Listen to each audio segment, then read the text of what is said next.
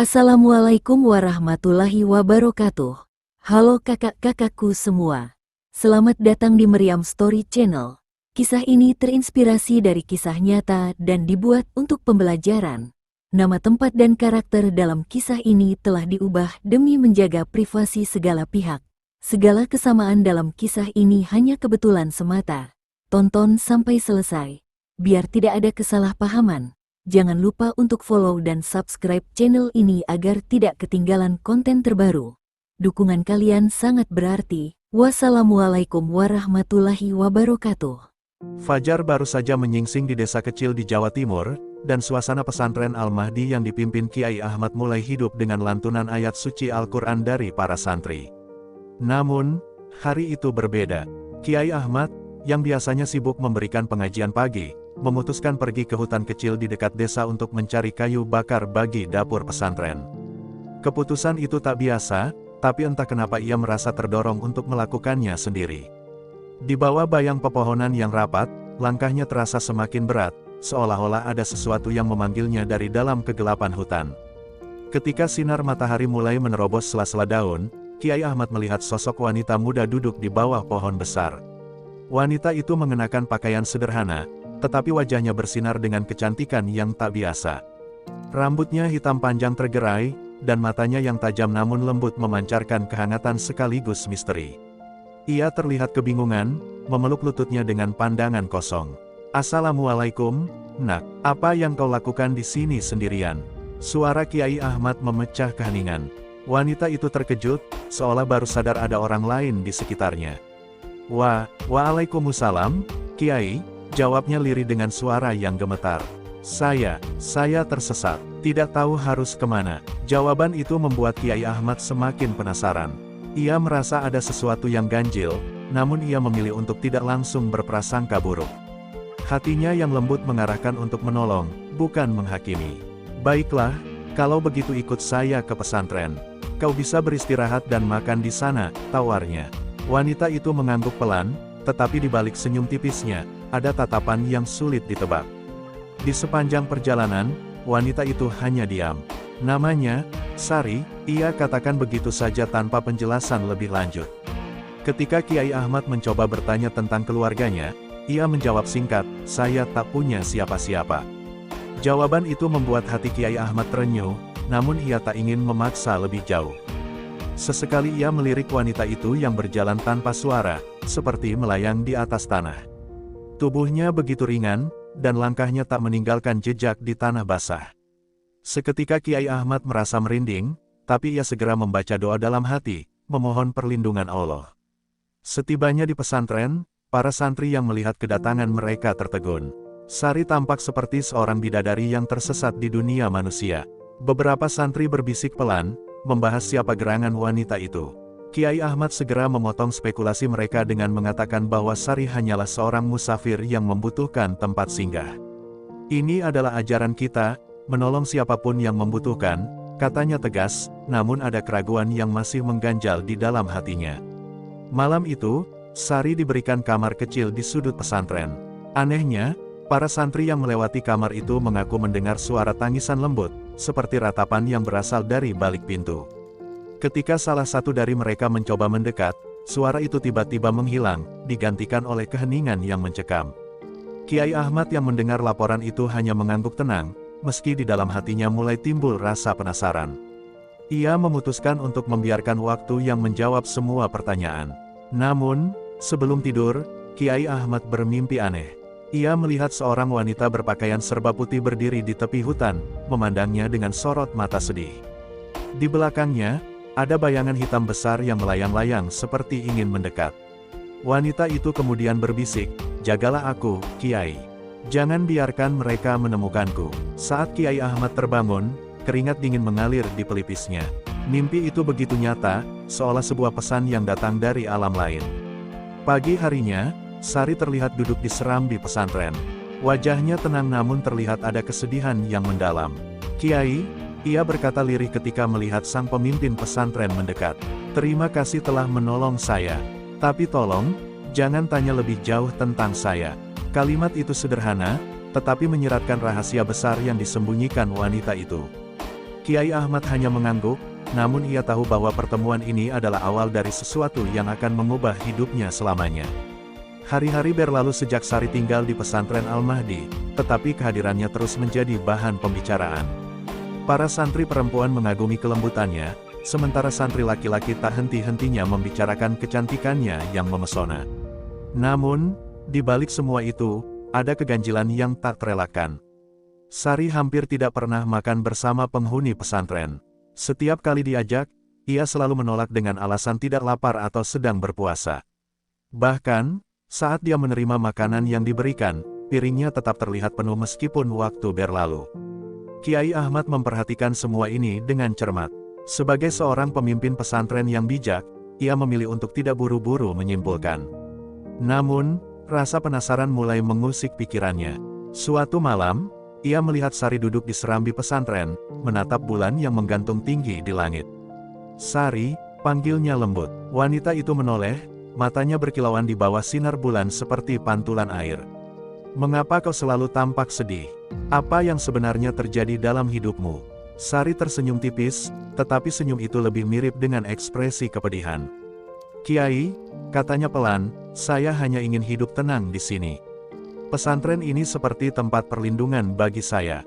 Tapi, ada hal-hal yang tidak bisa saya ceritakan.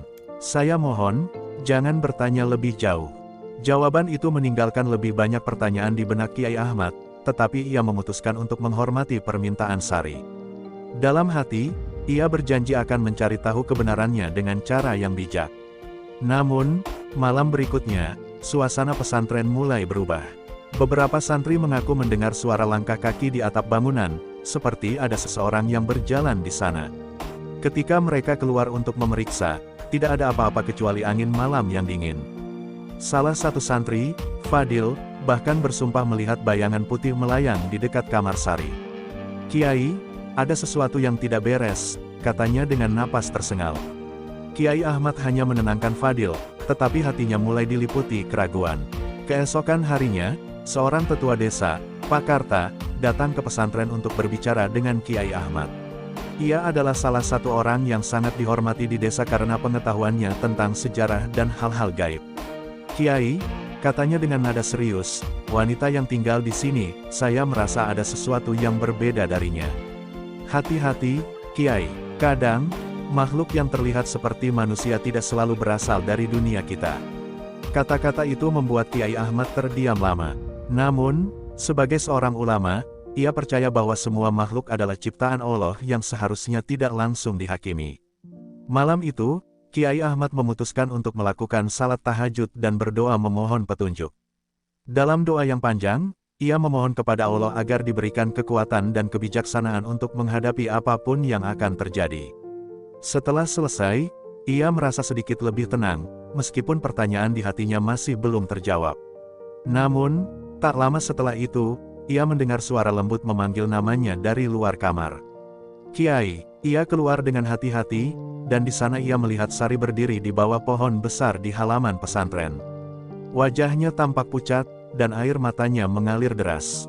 "Kiai, saya mohon, lindungi saya," katanya dengan suara gemetar. "Ada yang mencariku. Mereka tidak akan berhenti sampai mereka menemukanku." Kiai Ahmad terkejut mendengar pengakuan itu, tetapi sebelum ia sempat bertanya lebih jauh, suara angin kencang tiba-tiba menggema di sekitar mereka, membuat dedaunan beterbangan dan udara menjadi dingin menggigit. Sari jatuh bersimpuh di tanah, menangis histeris. "Mereka datang," bisiknya dengan nada putus asa. Kiai Ahmad segera berdiri di depan wanita itu, membaca ayat-ayat suci dengan penuh keyakinan. Angin perlahan mereda, dan suasana kembali tenang. Namun, di hati Kiai Ahmad, perasaan tidak tenang itu semakin menguat. Malam itu, ia mulai yakin bahwa kehadiran Sari di pesantren bukanlah sebuah kebetulan, melainkan awal dari sebuah rahasia besar yang akan mengguncang hidupnya.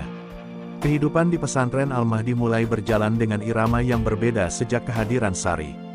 Keanggunannya menarik simpati banyak orang, namun tak sedikit pula yang merasa bahwa kehadirannya membawa nuansa misteri yang tidak biasa. Kiai Ahmad, meski diliputi berbagai pertanyaan, terus berusaha bersikap tenang dan adil. Ia merasa bertanggung jawab atas Sari, terutama setelah mendengar permintaan perlindungannya malam itu. Di sisi lain, Hatinya mulai merasakan sesuatu yang berbeda, sebuah perasaan yang tak pernah ia sangka akan muncul terhadap seorang wanita yang begitu asing baginya. Suatu pagi, di tengah pelajaran tafsir, Kiai Ahmad terhenti sejenak saat melihat Sari tengah menyiram bunga di taman pesantren. Gerak-geriknya begitu tenang, namun pandangan matanya selalu tampak menyimpan luka. Kiai Ahmad segera memalingkan pandangannya, tapi perasaan itu kian hari kian menguat. Ia mencoba mengalihkannya dengan memperbanyak ibadah, tapi bayangan wajah Sari terus menghantui pikirannya. Dalam hati, ia bertanya-tanya, apakah ini ujian dari Allah, ataukah tanda bahwa Sari adalah bagian dari takdir hidupnya. Desa mulai bergunjing. Para tetua dan warga mendesak Kiai Ahmad untuk segera menikahi Sari, dengan alasan bahwa seorang wanita muda tidak pantas tinggal lama tanpa ikatan resmi di lingkungan pesantren. Awalnya, Kiai Ahmad merasa ragu. Ia takut perasaannya terhadap Sari hanya godaan sesaat, atau lebih buruk lagi, sesuatu yang dimanfaatkan oleh kekuatan gaib. Namun, dalam doa panjang yang ia panjatkan setiap malam, hatinya selalu kembali pada satu keyakinan, menikahi Sari adalah jalan terbaik untuk melindunginya dan menjaga kehormatan pesantren. Dengan keyakinan yang mantap, Kiai Ahmad akhirnya melamar Sari. Ketika ia menyampaikan niat itu, Sari terkejut. Air mata mengalir di pipinya, tapi ia tidak segera menjawab. "Kiai," katanya pelan, "saya hanyalah seorang wanita yang penuh rahasia dan luka. Apakah Kiai yakin ingin menikahi seseorang seperti saya?" Kiai Ahmad hanya tersenyum tenang. "Saya percaya bahwa Allah yang mempertemukan kita, Sari. Saya tidak peduli apapun masa lalu atau rahasiamu. Saya hanya ingin melindungimu." Setelah beberapa saat hening, Sari akhirnya mengangguk, meski sorot matanya masih menyiratkan keraguan yang dalam. Pernikahan mereka berlangsung sederhana. Para santri dan warga desa hadir untuk menyaksikan momen itu. Namun, di balik kebahagiaan yang terlihat, ada sesuatu yang aneh. Beberapa warga mengaku merasa merinding saat melihat Sari berjalan menuju pelaminan. Udara di sekitar tiba-tiba terasa dingin, dan beberapa burung yang biasa berkicau di pepohonan mendadak diam. Namun, acara berjalan lancar, dan malam itu Sari resmi menjadi istri Kiai Ahmad. Hari-hari setelah pernikahan tampak tenang, tetapi keanehan terus berlanjut. Sari tetap jarang makan, bahkan sering menghilang di malam hari. Kiai Ahmad, meski mulai merasakan kebahagiaan hidup berumah tangga, tetap dihantui rasa penasaran. Suatu malam, ia sengaja terbangun lebih awal untuk melihat kemana Sari pergi.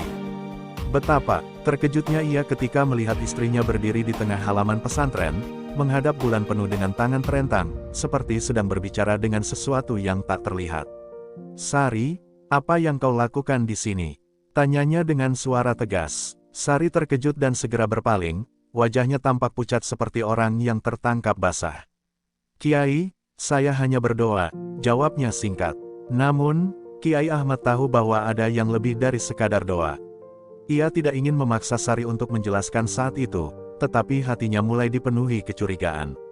Ia yakin bahwa ada sesuatu yang disembunyikan istrinya, sesuatu yang mungkin lebih besar dari apa yang pernah ia bayangkan.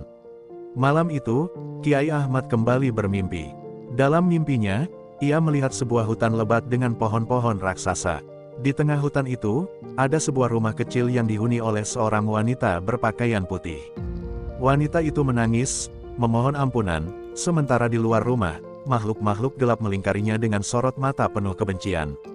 Ketika Kiai Ahmad terbangun, ia merasa seolah-olah mimpi itu adalah peringatan. Rahasia apa yang sebenarnya disimpan oleh Sari? Dan siapakah makhluk-makhluk yang mengejarnya?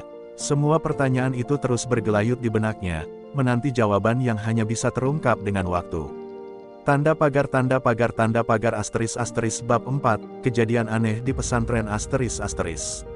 Malam semakin larut di pesantren Al-Mahdi, tetapi udara terasa berat dan dingin menusuk. Para santri, yang biasanya terlelap dengan damai setelah salat malam, merasa gelisah. Suara gemerisik daun, langkah-langkah kecil di atap, dan desiran angin yang tak biasa membuat banyak dari mereka enggan memejamkan mata. Salah satu santri senior, Fadil, memberanikan diri mengintip keluar dari kamarnya. Namun, ia segera berlari kembali, wajahnya pucat pasi. "Kiai, ada bayangan besar di halaman.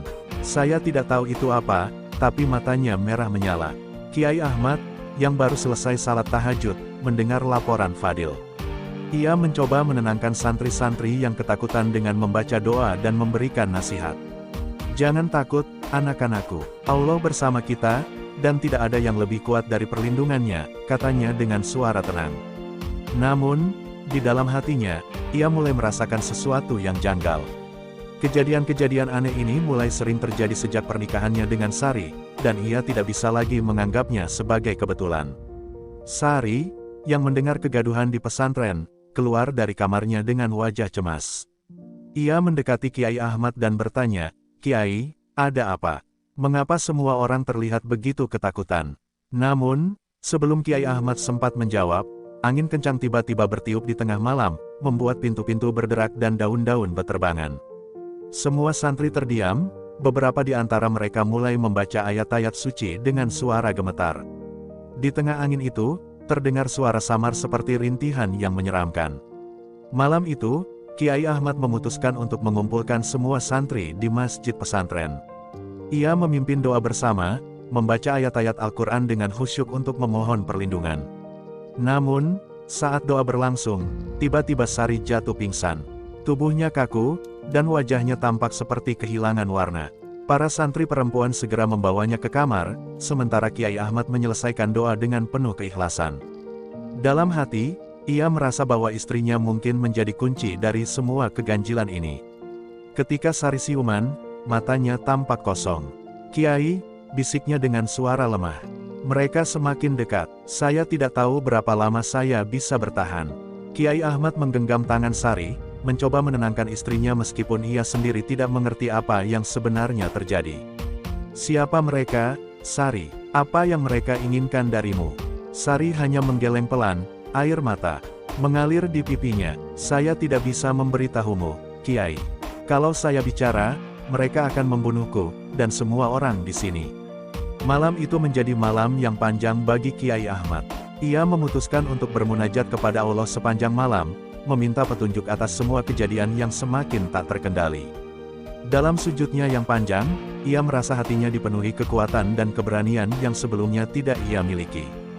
Ia bertekad bahwa apapun yang terjadi, ia akan melindungi Sari dan pesantrennya, meskipun harus menghadapi sesuatu yang jauh di luar nalar manusia.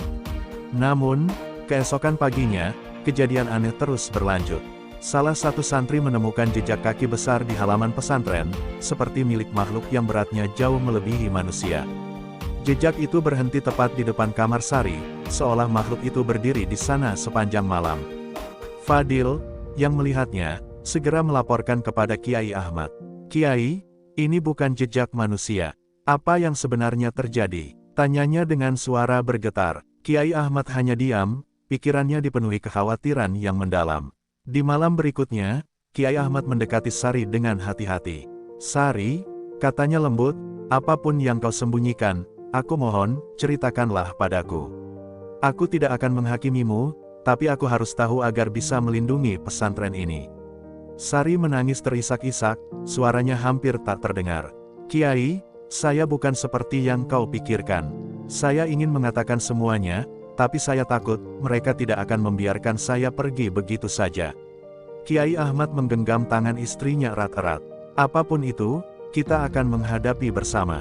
Allah akan melindungi kita." Kata-kata itu membuat Sari sedikit tenang, tetapi dalam hatinya, ia tahu bahwa rahasia besar yang selama ini ia simpan sebentar lagi akan terbongkar.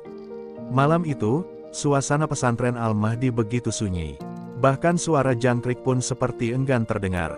Kiai Ahmad duduk di kamarnya, menunggu Sari yang memintanya untuk datang. Wanita itu akhirnya memutuskan untuk menceritakan kebenaran yang selama ini ia sembunyikan. Ketika Sari memasuki ruangan, wajahnya tampak lelah, dan matanya memancarkan ketakutan yang mendalam. "Kiai," katanya dengan suara bergetar, "apa yang akan saya katakan mungkin akan sulit kau percayai, tapi ini adalah kenyataan yang harus kau tahu." Kiai Ahmad menatap istrinya dengan penuh kesabaran. "Bicaralah, Sari. Apapun itu, aku akan mendengarkan." Dengan tangan gemetar, Sari mulai bercerita. Ia mengungkapkan bahwa dirinya bukanlah manusia biasa, melainkan seorang makhluk gaib yang dikenal sebagai Banaspati Asteris. Dulu, ia adalah penjaga sebuah tempat keramat di hutan lebat, jauh dari desa. Namun, karena sebuah pelanggaran yang ia lakukan terhadap hukum kaumnya, Ia dikutuk untuk hidup di dunia manusia, tanpa perlindungan, dan menjadi buruan makhluk-makhluk gaib lainnya yang merasa terhina oleh keberadaannya. Saya melarikan diri, Kiai, kata Sari dengan mata berkaca-kaca. Ketika saya bertemu denganmu di hutan itu, saya sudah kehabisan tempat untuk bersembunyi. Kau menyelamatkanku tanpa tahu siapa aku sebenarnya. Suaranya serak, penuh rasa bersalah. Saya tidak ingin menipumu, tapi saya takut. Mereka, makhluk-makhluk yang mengejarku, tidak akan berhenti sampai saya hancur. Dan sekarang, karena kau menikahi saya, mereka akan mengejarmu juga. Kiai Ahmad terdiam lama. Pengakuan itu menghentak kesadarannya, tetapi ia tidak menunjukkan rasa takut. Ia menarik napas dalam-dalam, lalu berkata, Sari, apapun dirimu, kau tetap istri yang telah Allah titipkan kepadaku. Aku tidak akan mundur dari tanggung jawabku. Jika makhluk-makhluk itu ingin mengganggu, mereka harus melewati aku terlebih dahulu. Kata-kata itu membuat Sari terisak, tapi ia tahu ancaman yang mereka hadapi jauh lebih besar dari sekadar keberanian manusia biasa. Malam itu juga, Kiai Ahmad memutuskan untuk mempersiapkan diri. Ia mengumpulkan santri-santri seniornya dan menjelaskan bahwa pesantren mungkin akan menghadapi ujian berat. Ia tidak menjelaskan detailnya, tetapi ia meminta mereka untuk memperbanyak ibadah, membaca Al-Quran, dan menjaga doa-doa perlindungan setiap malam. Para santri mengikuti instruksi itu dengan penuh ketaatan, meskipun rasa cemas mulai menyelimuti hati mereka. Menjelang tengah malam, angin kencang kembali melanda pesantren. Kali ini, suara lolongan panjang terdengar dari arah hutan. Suara itu semakin lama semakin mendekat, membuat para santri bergetar ketakutan. Kiai Ahmad segera berdiri di halaman pesantren, memimpin doa dan zikir bersama. Namun, di tengah lantunan ayat-ayat suci, sebuah bayangan besar muncul di tepi hutan. Sosok itu tak jelas bentuknya, hanya seperti asap hitam pekat dengan dua mata merah yang menyala tajam. Sari, keluar dari tempat persembunyianmu. Suara serak dan dalam menggema di udara, membuat semua orang terdiam. Sari yang mendengar itu langsung keluar dari kamarnya, wajahnya penuh ketakutan. Kiai, biarkan aku pergi. Mereka hanya menginginkanku. Jangan biarkan pesantren ini hancur karena aku, katanya dengan air mata yang terus mengalir. Namun, Kiai Ahmad berdiri di hadapannya, menghalangi langkahnya. Tidak, Sari, kita akan menghadapi ini bersama. Allah tidak akan membiarkan kejahatan menang atas kebenaran. Kiai Ahmad kemudian berdiri di hadapan bayangan hitam itu, membaca ayat kursi dengan lantang. Angin semakin kencang, seperti mencoba menghalangi suaranya.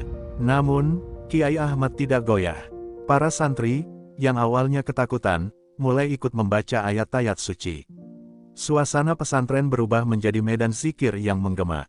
Bayangan hitam itu menggeram, semakin mengecil seperti terbakar oleh lantunan doa. Namun, sebelum menghilang, ia meninggalkan pesan yang membuat semua orang bergidik. Ini baru awalnya, kami akan kembali, dan kali ini, kami tidak akan datang sendirian. Pagi setelah serangan bayangan hitam itu, pesantren Al-Mahdi terasa sunyi. Para santri menjalankan aktivitas seperti biasa, tetapi ketakutan masih menyelimuti hati mereka. Kiai Ahmad menyadari bahwa kedamaian pesantren kini terancam oleh sesuatu yang tidak pernah ia bayangkan sebelumnya. Sari, yang sejak semalam terus menangis di kamarnya, akhirnya memberanikan diri keluar. Wajahnya pucat, tetapi sorot matanya menunjukkan keteguhan yang mulai bangkit. Kiai, katanya pelan, saya tahu mereka akan kembali. Saya tidak ingin ini terjadi lagi. Biarkan saya pergi. Kiai Ahmad menatap istrinya dengan tatapan penuh kasih.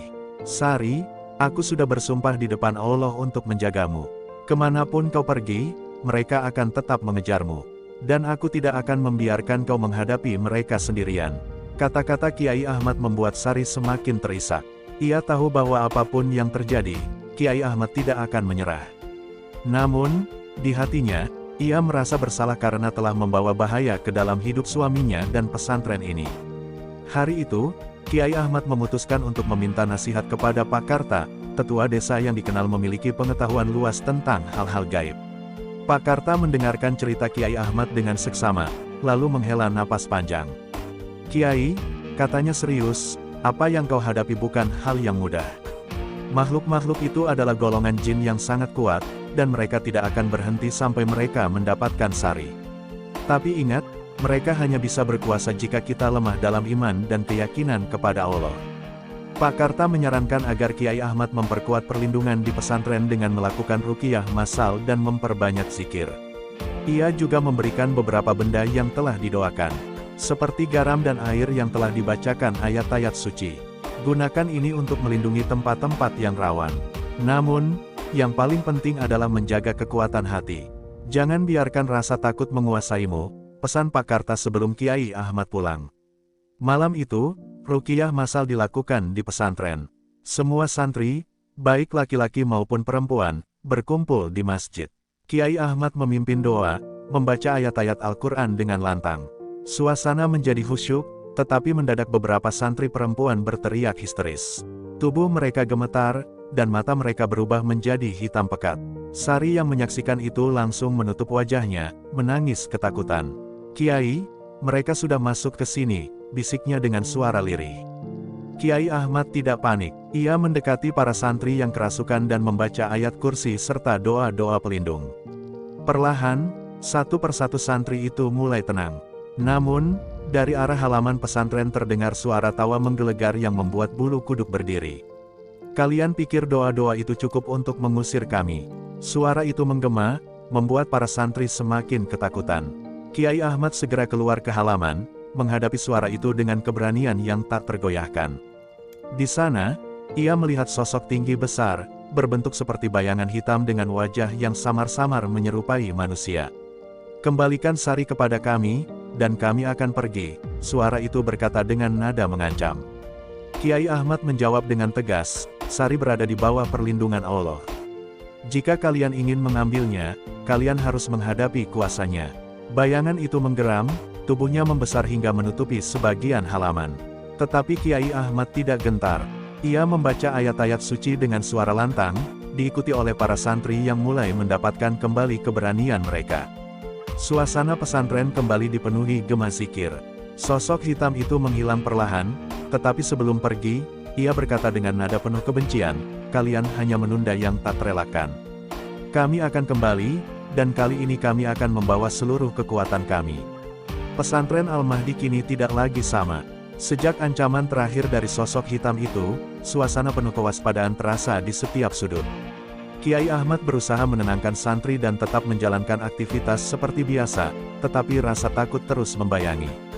Malam-malam mereka kini diisi dengan zikir dan doa-doa panjang, seolah mempersiapkan diri untuk menghadapi sesuatu yang besar. Sari, meskipun masih diliputi rasa bersalah, mulai membantu menjaga ketenangan para santri perempuan. "Kalian tidak perlu takut," katanya dengan suara lembut, meskipun wajahnya sendiri penuh kecemasan. Namun, keanehan semakin sering terjadi. Beberapa santri mengaku mendengar suara langkah di atap pada tengah malam, sementara yang lain melihat bayangan hitam bergerak di antara pohon-pohon di sekitar pesantren. Bahkan, beberapa hewan peliharaan pesantren ditemukan mati secara misterius. Semua ini semakin mempertegas bahwa waktu mereka semakin dekat. "Kiai," kata Fadil suatu malam, "apakah kita bisa melawan mereka? Mereka tampak begitu kuat." Kiai Ahmad menjawab dengan tegas, "Kita tidak sendiri. Allah bersama kita. Kuncinya adalah iman dan keberanian." Di malam yang semakin dingin dan mencekam, Kiai Ahmad memutuskan untuk mengumpulkan seluruh santri di masjid. Ia memberikan khutbah singkat tentang keteguhan iman dan keberanian menghadapi segala cobaan. "Ingatlah," katanya, "kita bukan melawan makhluk ini dengan kekuatan fisik, tetapi dengan doa dan keyakinan. Jangan biarkan rasa takut merusak pertahanan hati kita." Kata-kata itu memberikan semangat baru kepada para santri, meskipun mereka tahu ujian berat sudah menanti. Saat malam mencapai puncaknya, suasana pesantren mendadak berubah. Angin dingin bertiup kencang, membuat pintu-pintu berderak. Dari arah hutan terdengar suara gemuruh, seperti ratusan langkah kaki mendekat. Para santri berlarian ke masjid, sementara Kiai Ahmad berdiri di halaman, menghadapi apapun yang datang. Sari berdiri di belakangnya, tubuhnya gemetar tetapi wajahnya menunjukkan tekad. "Kiai, biarkan saya menyerahkan diri. Ini sudah cukup," katanya pelan. Namun, Kiai Ahmad hanya menggeleng. "Tidak, Sari, kau adalah amanah yang harus aku jaga. Kita akan menghadapi ini bersama."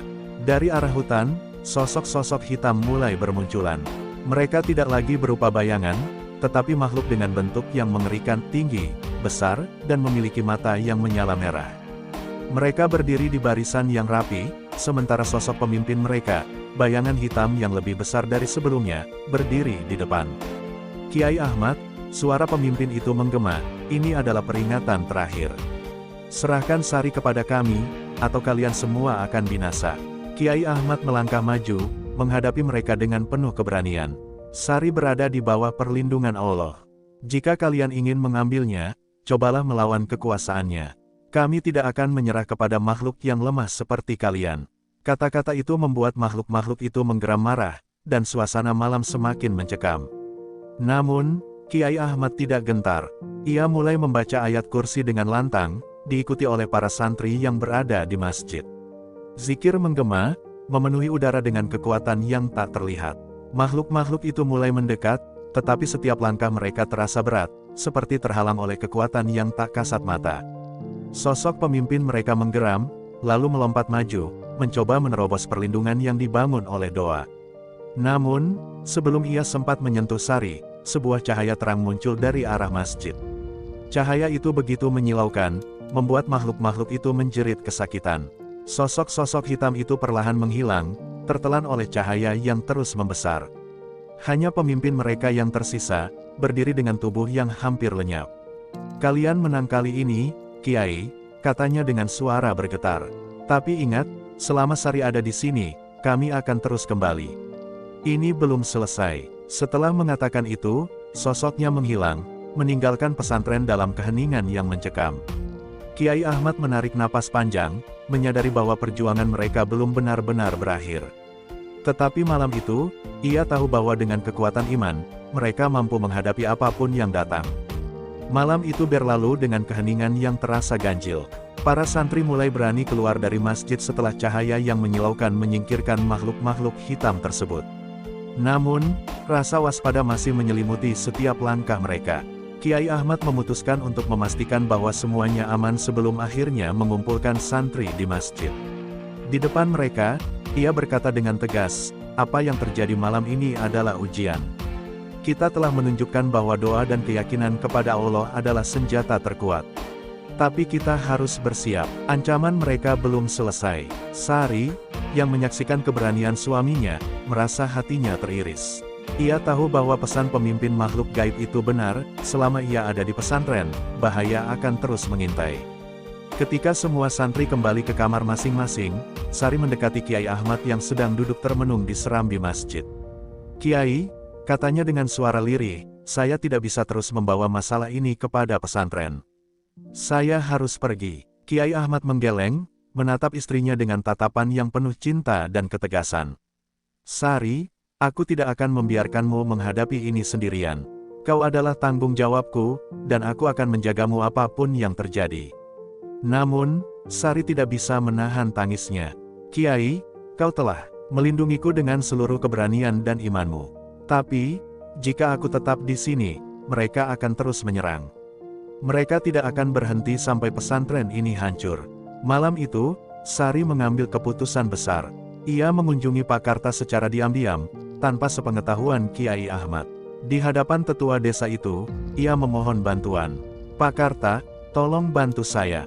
Saya harus mengakhiri ini. Kiai Ahmad dan para santri tidak pantas hidup dalam bahaya hanya karena saya." Pak Karta menghela napas panjang, memahami beratnya permintaan itu. "Sari, apa yang kau minta ini adalah jalan yang penuh risiko. Kau yakin ingin melakukannya?" Sari mengangguk, air matanya terus mengalir. "Ini adalah pengorbanan yang harus saya lakukan." Keesokan paginya, Kiai Ahmad menyadari bahwa Sari tidak ada di kamarnya. Ia mencari ke seluruh penjuru pesantren, tetapi istrinya tidak ditemukan. Para santri mulai merasa cemas, dan Fadil melaporkan bahwa ia melihat Sari berjalan ke arah hutan sebelum subuh. Kiai Ahmad segera menyusul, hatinya dipenuhi rasa khawatir. Ia tahu Sari mencoba melindungi mereka, tetapi dengan cara yang salah. Di tengah hutan, Kiai Ahmad menemukan Sari berdiri di hadapan sebuah batu besar yang dipenuhi ukiran-ukiran kuno. Di sekelilingnya, bayangan hitam mulai bermunculan, tetapi kali ini mereka tidak menyerang. Pemimpin mereka berdiri di depan, menatap Sari dengan tatapan dingin. "Kau akhirnya menyerahkan diri," katanya dengan suara serak. Sari menoleh, melihat Kiai Ahmad yang berdiri di belakangnya. "Kiai, ini jalan yang harus saya tempuh. Saya tidak ingin mereka terus menyakiti pesantren." Kiai Ahmad melangkah maju, berdiri di antara Sari dan makhluk-makhluk itu. "Tidak, Sari, kau adalah amanah yang Allah titipkan kepadaku. Aku tidak akan membiarkanmu pergi." Suaranya tegas, tetapi Sari menggeleng, air mata membasahi wajahnya. "Kiai, kadang cinta berarti melepaskan. Ini adalah cara saya melindungi pesantren dan membalas kebaikanmu." Sebelum Kiai Ahmad sempat mencegahnya, Sari melangkah ke depan, mendekati pemimpin makhluk gaib itu. Namun, saat bayangan itu hendak meraih Sari, cahaya terang kembali muncul, kali ini lebih besar dan menyilaukan. Suara lantunan ayat suci menggema di udara, menggetarkan setiap makhluk di sana. Cahaya itu berasal dari batu besar tempat Sari berdiri. Pemimpin makhluk itu berteriak marah, "Ini tidak mungkin." Sari tersenyum lemah, menatap Kiai Ahmad untuk terakhir kalinya. "Kiai, terima kasih telah mencintaiku seperti manusia biasa. Doakan saya agar menemukan jalan kembali ke rahmat-Nya." Dalam sekejap, Sari menghilang bersama cahaya itu, meninggalkan Kiai Ahmad berdiri sendirian di hutan, dengan hati yang hancur tetapi penuh rasa syukur. Sepulangnya ke pesantren, Kiai Ahmad menceritakan apa yang terjadi kepada para santri. Ia meminta mereka untuk mendoakan Sari, yang telah mengorbankan dirinya demi melindungi pesantren. Meskipun kehilangan itu terasa berat, pesantren kembali tenang, dan para santri belajar bahwa iman dan cinta sejati selalu melibatkan pengorbanan yang besar. Sementara itu, Kiai Ahmad terus memimpin pesantren dengan keteguhan hati, menyimpan kenangan tentang Sari sebagai pelajaran hidup yang tak terlupakan. Beberapa minggu setelah peristiwa mengharukan itu, kehidupan di pesantren Al-Mahdi tampak kembali normal, meskipun ada rasa hampa yang menggelayuti hati Kiai Ahmad. Kehilangan Sari meninggalkan bekas yang dalam, namun ia berusaha melanjutkan tugasnya sebagai pemimpin pesantren dengan penuh tanggung jawab. Meskipun makhluk-makhluk gaib yang dulu mengancam pesantren tidak lagi muncul, Kiai Ahmad merasa ada sesuatu yang belum selesai. Ia sering merasa bahwa Sari masih ada di sekitarnya, menyapanya dalam mimpi atau dalam bisikan angin malam. Suatu malam, ketika Kiai Ahmad sedang duduk di teras masjid, Fadil datang menghampirinya. Wajah Fadil tampak cemas, dan ia membawa sebuah benda kecil yang terbungkus kain. "Kiai, ini ditemukan di dekat hutan tempat Sari menghilang. Kami tidak tahu siapa yang menaruhnya, tetapi kami rasa ini penting," katanya sambil menyerahkan benda tersebut. Kiai Ahmad membuka kain itu dengan hati-hati. Di dalamnya terdapat sebuah cincin perak yang indah, dengan ukiran halus yang tampak sangat kuno. Ia mengenali cincin itu sebagai milik Sari, yang ia lihat di hari pernikahan mereka. "Bagaimana bisa cincin ini ada di sini?" Kiai Ahmad bergumam, hati terasa sesak. Fadil mengangguk, "Kami menemukan ini di bawah pohon besar, tempat Kiai dan Sari terakhir kali berdiri." Seolah ada jejak yang tertinggal. Kiai Ahmad memejamkan mata sejenak, mengingat kembali hari-hari terakhir bersama Sari. Apa yang sebenarnya terjadi saat Sari menghilang? Ia merasa ada sesuatu yang belum ia ketahui, sebuah rahasia yang disembunyikan oleh waktu dan takdir. Keesokan harinya, Kiai Ahmad kembali menuju hutan, membawa cincin tersebut. Ia merasa bahwa untuk menemukan jawaban, ia harus kembali ke tempat terakhir yang dilalui Sari.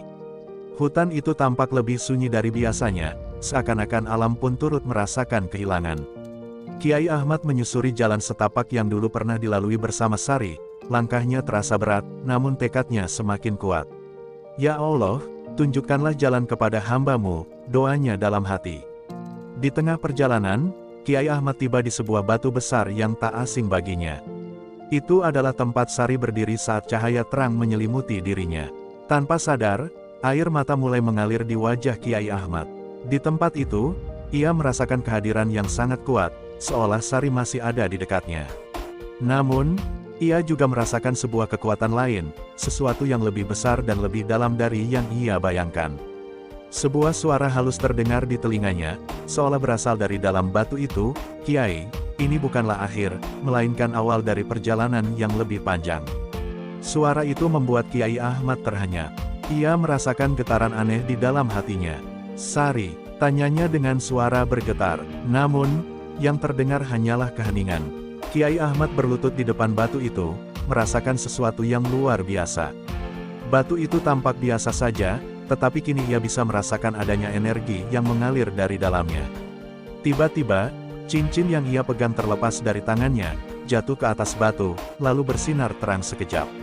Sejak saat itu, Kiai Ahmad tidak hanya merasa kehilangan, tetapi juga merasa terhubung dengan sesuatu yang lebih besar.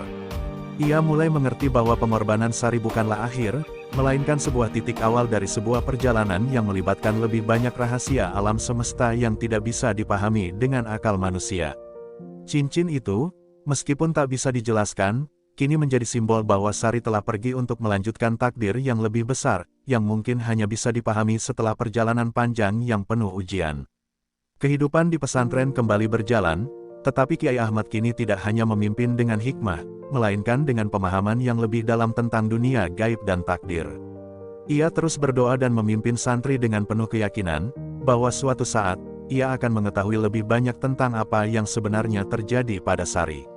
Namun satu hal yang ia yakini, setiap langkahnya kini adalah bagian dari perjalanan yang tidak hanya untuk dirinya, tetapi juga untuk pesantren yang telah ia pimpin dan cinta yang telah ia berikan kepada Sari. Hari-hari berlalu setelah Kiai Ahmad menemukan cincin Sari di hutan. Meskipun kehidupan di pesantren tampak kembali normal, rasa penasaran yang tak terungkapkan terus menggerogoti hatinya. Ia merasa bahwa ada lebih banyak yang harus ia ketahui tentang apa yang sebenarnya terjadi pada Sari dan apa arti dari perjalanan yang telah ia tempuh. Mimpi-mimpinya tentang Sari semakin sering datang, dan setiap kali ia terbangun, ia merasa seolah-olah ada pesan yang belum diterima, sebuah teka-teki yang belum terpecahkan. Suatu malam, setelah salat tahajud, Kiai Ahmad kembali duduk di teras masjid, merenung dalam keheningan. Tiba-tiba, sebuah suara yang familiar terdengar di telinganya. "Kiai, ini belum selesai." Kiai Ahmad terkejut dan menoleh, namun yang ia lihat hanya kegelapan malam. "Siapa itu?" tanyanya dengan suara terbata. Suara itu datang lagi, lebih jelas kali ini, "Sari, aku masih di sini. Kami tidak berpisah, Kiai. Aku ada dalam dunia yang berbeda." Kiai Ahmad menggigil. Suara itu tidak bisa ia pungkiri, meskipun ia tahu bahwa itu mungkin hanya sebuah halusinasi. Namun, perasaan di dalam hatinya mengatakan sebaliknya. Ia tahu bahwa ini bukan sekadar mimpi. Tiba-tiba, ia teringat akan batu besar di hutan tempat Sari menghilang. Apakah itu adalah titik pertemuan antara dua alam yang berbeda? Bisakah ia menemukan jawaban di sana? Dengan tekad yang bulat, Kiai Ahmad memutuskan untuk kembali ke tempat itu, sekali lagi. Keesokan harinya, tanpa memberitahu siapapun, Kiai Ahmad menyusuri jalan setapak menuju hutan. Hatinya berdebar-debar, dan setiap langkah terasa semakin berat. Ia merasa seolah ada sesuatu yang menariknya menuju batu besar itu. Saat ia sampai di tempat tersebut, sebuah perasaan aneh menyelimuti dirinya. Batu itu tampak sama seperti terakhir kali ia lihat, tetapi kini, ada sesuatu yang berbeda. Batu itu bersinar samar, seakan ada kekuatan yang terkandung di dalamnya. Kiai Ahmad mendekat, dan tiba-tiba, cincin Sari yang ia bawa terlepas dari tangannya lagi, jatuh dan menempel pada batu tersebut. Begitu cincin itu menyentuh batu, seluruh tempat itu diliputi cahaya yang terang benderang. Kiai Ahmad terjatuh, seolah ditarik oleh kekuatan tak kasat mata. Tubuhnya terasa terhisap, dan ia merasa seperti melintasi lorong waktu, masuk ke dalam dimensi yang sama sekali berbeda. Ketika ia membuka matanya, Kiai Ahmad mendapati dirinya berada di sebuah tempat yang sangat asing. Langitnya gelap dengan kilauan bintang yang tidak pernah ia lihat sebelumnya. Di sekelilingnya, ada bayangan-bayangan samar yang bergerak cepat, seperti roh-roh yang terperangkap di dalam dimensi itu. Di tengah-tengah kegelapan, ia melihat sosok yang amat dikenalnya, Sari, yang berdiri di depan dengan tatapan lembut dan penuh kasih. "Kiai, kau datang untuk menjemputku." Kiai Ahmad terdiam, perasaannya campur aduk antara kebahagiaan dan kesedihan. "Sari, ini semua tidak masuk akal. Apa yang terjadi? Kenapa aku di sini?" tanyanya dengan suara gemetar. Sari tersenyum, lalu menjelaskan dengan lembut, "Aku berada di dunia ini, terjebak antara dua alam. Ini adalah takdirku, Kiai. Aku harus menyelesaikan perjalanan ini, meskipun itu berarti berpisah darimu untuk sementara. Namun, perjalanan kita belum berakhir. Kita akan bertemu lagi, di tempat yang tepat." Sari melangkah mendekat, meraih tangan Kiai Ahmad. Saat itu, Kiai Ahmad merasakan getaran yang luar biasa, sebuah kekuatan yang mengalir melalui tubuhnya. Apa yang harus aku lakukan? Tanyanya dengan penuh harap. Sari menatapnya dalam-dalam, kau harus tetap menjaga pesantren ini, Kiai. Teruslah berdoa dan menjaga iman. Aku akan selalu ada di hatimu, meskipun kita terpisah oleh jarak dan waktu.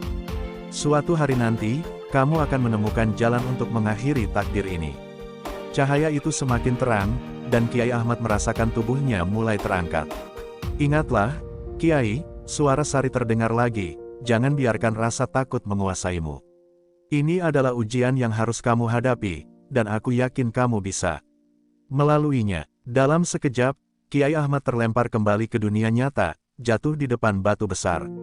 Ia terbangun dengan perasaan luar biasa, seolah seluruh dunia telah berubah.